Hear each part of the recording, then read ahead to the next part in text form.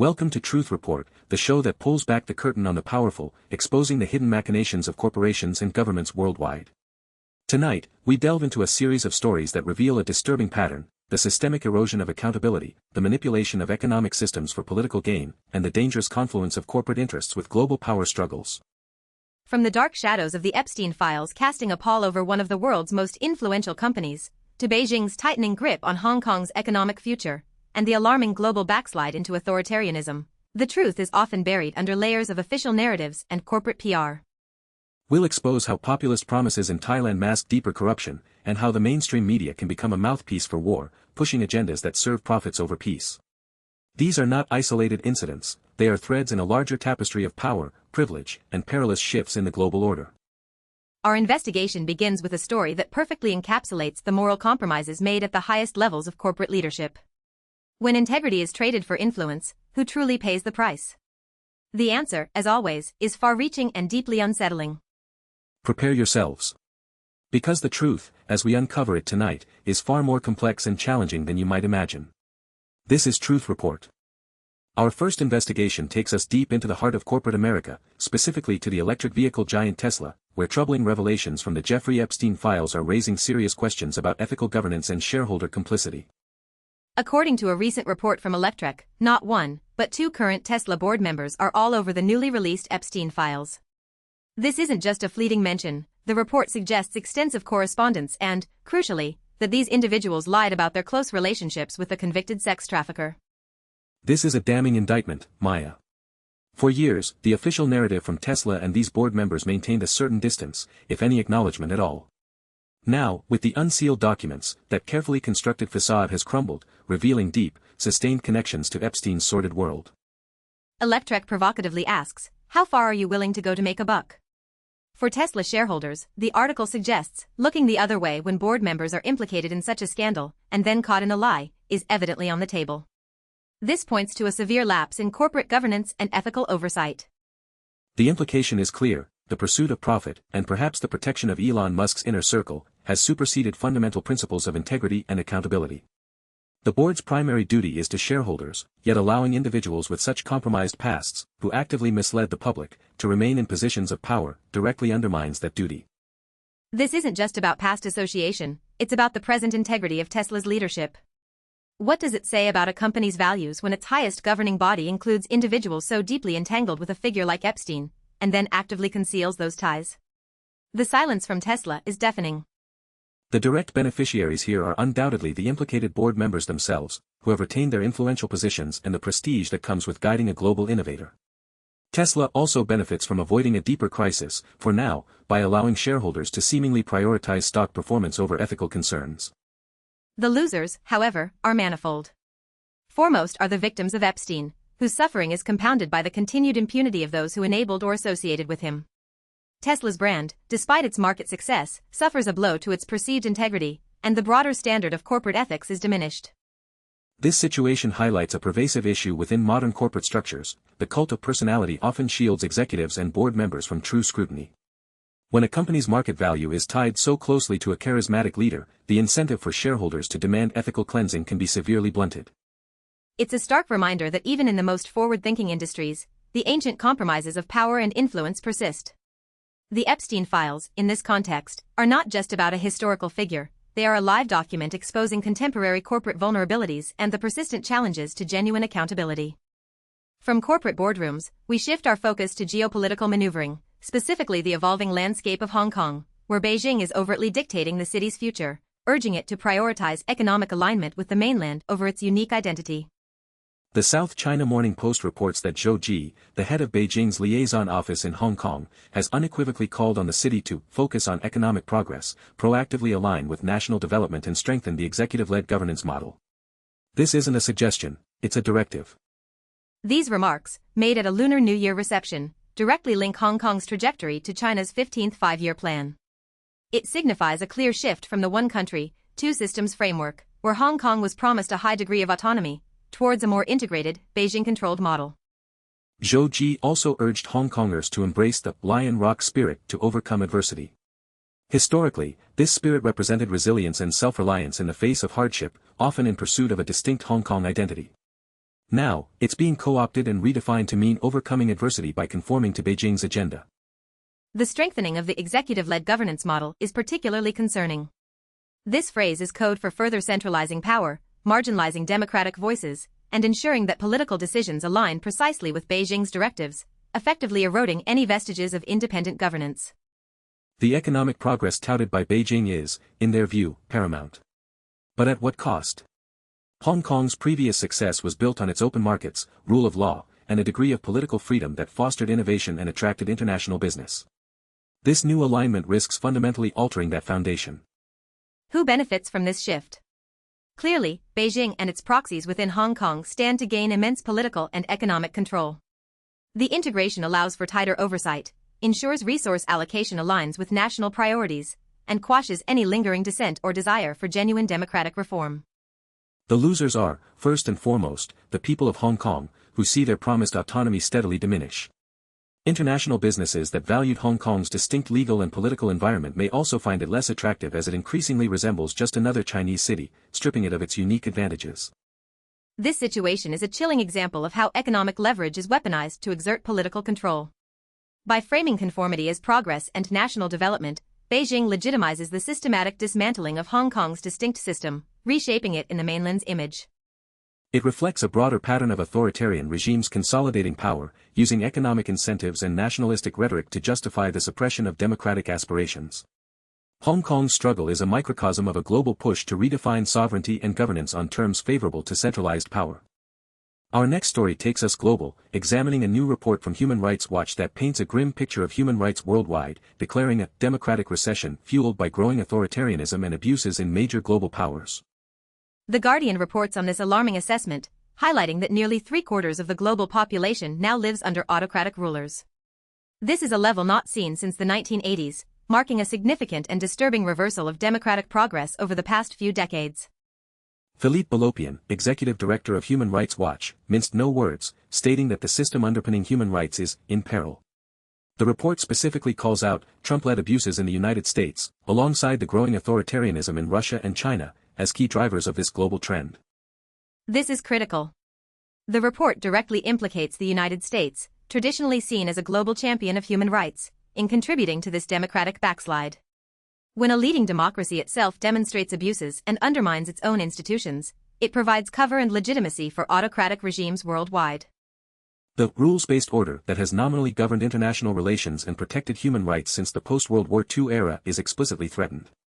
This isn't just about individual nations, it's about the foundational principles of international law and universal human rights eroding under the weight of political expediency. The implications are profound. When powerful nations disregard international norms, it emboldens others to do the same, creating a cascading effect. From election interference to the suppression of dissent, the playbook of authoritarianism is being adopted and normalized across diverse geopolitical landscapes. Who benefits from this democratic recession? Clearly, authoritarian rulers and regimes worldwide gain legitimacy and reduced international pressure. Their ability to crack down on dissent, consolidate power, and operate with impunity is enhanced when the global human rights watchdog is weakened. The losers are the billions of people living under these autocratic systems, whose fundamental rights are increasingly curtailed. Human rights defenders, journalists, and activists face heightened risks, and the prospect of peaceful democratic transitions or reforms becomes significantly more challenging. This report underscores the interconnectedness of global democracy. The internal democratic health of major powers directly impacts the global human rights landscape. When the U.S. falters, it creates a vacuum that authoritarians are quick to exploit, weakening the collective will to defend universal freedoms. It serves as a stark warning that democracy is not an immutable state, but a fragile system requiring constant vigilance and defense. The forces eroding it are powerful and often coordinated, demanding a concerted and honest international effort to reverse this dangerous trend before it's too late. Moving to Southeast Asia, we turn our attention to Thailand, where the ruling Pheu Thai party is facing scrutiny for its economic policies, which critics argue are less about genuine reform and more about populist handouts masking deeper issues of corruption. The Diplomat highlights Pheu Thai's problematic approach, especially after the collapse of their much-touted digital wallet stimulus plan. Now, they're proposing a 1 million baht election sweepstakes, a move seen by many as yet another attempt to bank on corruption to address Thailand's vast informal economy.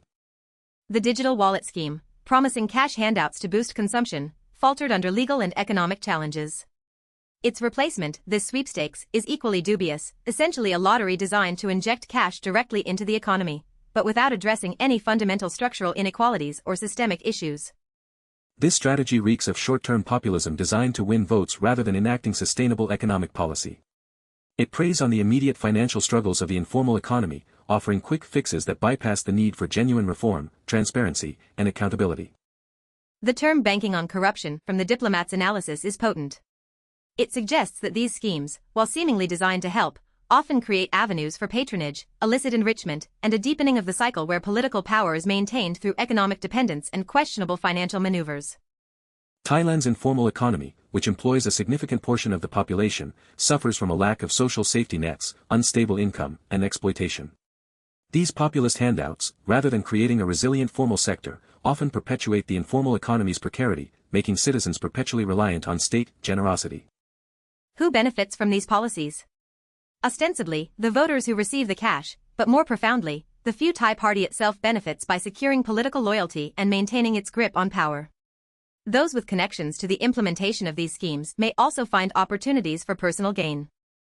The ultimate losers are the Thai people, who are denied the long-term economic stability and equitable development that would come from genuine structural reforms. The integrity of the electoral process is also undermined when votes are effectively bought with promises of immediate, albeit unsustainable, financial relief. This phenomenon is not unique to Thailand. It's a common tactic in many democracies experiencing economic stress, using state resources for patronage and short-term stimulus to shore up political support, rather than tackling difficult, systemic issues that require genuine political courage and accountability. It highlights how economic policy can be weaponized as a tool for political survival, often at the expense of sound governance and the long-term well-being of the populace. The cycle of dependency created by such schemes ultimately weakens democratic institutions and entrenches corruption. Our final investigation tonight turns to the media itself, specifically how corporate news outlets can be co-opted to serve powerful interests, especially when it comes to international conflict. We're talking about the phenomenon of cheerleading aggression, as seen in the narrative surrounding Iran. Consortium News features an incisive commentary by Jonathan Cook, who argues that corporate media doesn't represent humanity's interests. It promotes the interests of billionaires and their hangers-on, who make huge profits from a war machine in constant need of excuses to kill. Cook's analysis cuts to the core of media bias, that mainstream narratives on geopolitical tensions, particularly concerning nations like Iran, are often not objective reporting, but rather a carefully constructed echo chamber designed to generate public consent for military action. The concept of the war machine is crucial here. This refers to the vast military-industrial complex, defense contractors, and associated industries that directly profit from conflict and instability. For them, a consistent stream of potential adversaries and justifications for military spending is a business imperative. When corporate media outlets, owned by these same powerful interests or beholden to advertising revenues from them, repeatedly amplify certain narratives, for instance, portraying a nation as an existential threat without critical examination, they become de facto propagandists for conflict. Cook explicitly states that this cheerleading aggression against Iran often disregards international law, which is absolutely clear regarding the prohibition of unprovoked aggression. The subtle shift from diplomacy to demonization creates an environment where military action seems not only plausible but necessary. The beneficiaries are clear: the military-industrial complex and the geopolitical strategists who seek to maintain global dominance through military might. Billionaires invested in these industries see their profits soar, while politicians gain capital by appearing tough on perceived foreign threats. The losers are, tragically, the ordinary citizens who bear the human and economic costs of war, both in the targeted nations and in the countries launching these interventions. Regional stability is shattered, diplomatic solutions are sidelined, and the cycle of violence continues for the profit of a select few. This exposes a profound failure of the Fourth Estate. Instead of acting as a check on power, corporate media, in this context, becomes an instrument of power, shaping public opinion to align with the financial and strategic objectives of elites, rather than informing a nuanced, peace-seeking public discourse. It's a vital reminder that critical consumption of news is more important than ever. When the sources of information are deeply intertwined with the very interests they purport to report on, the line between journalism and propaganda becomes perilously thin, manufacturing consent for aggression. Maya, what we've seen tonight, from the ethical decay in Tesla's boardroom to Beijing's tightening grip on Hong Kong, the global democratic recession, Thailand's populist corruption, and the media's role in fueling conflict, is not a collection of isolated incidents. Absolutely, Alex. There's a chilling common thread running through all these stories: the systemic erosion of accountability for the powerful, whether they are corporate executives, authoritarian regimes, or political parties leveraging economic precarity. The truth is consistently bent to serve entrenched interests. We're witnessing a global landscape where corporate power operates with increasing impunity, where democratic principles are sacrificed for economic or political control, and where the very institutions meant to inform the public or protect human rights are either compromised or under direct attack. The democratic recession isn't merely a political phenomenon, it's deeply interwoven with corporate influence and economic exploitation. From the silence of Tesla shareholders to the dubious economic schemes in Thailand, financial incentives often outweigh ethical considerations or genuine public good. And the media, which should be the bulwark against these abuses, too often becomes an unwitting, or sometimes deliberate, accomplice. Jonathan Cook's analysis on Iran highlights how narratives are crafted to justify aggression, serving the profits of the war machine over the pursuit of peace. This is the critical juncture we face. The synthesis of corporate power, authoritarian creep, and information control creates a system where accountability is elusive, and the pursuit of power and profit often trumps justice, human rights, and even the fundamental stability of nations. Tonight's Truth Report has laid bare the uncomfortable reality: the forces shaping our world are often hidden, their motives obscured, and their impacts profound. But understanding these patterns is the first step towards demanding change. We urge you to look beyond the headlines, to question the narratives, and to hold power accountable, wherever it resides. Your vigilance is the last line of defense against those who seek to manipulate and control. The truth is not always convenient, but it is always necessary. Thank you for joining us tonight on Truth Report.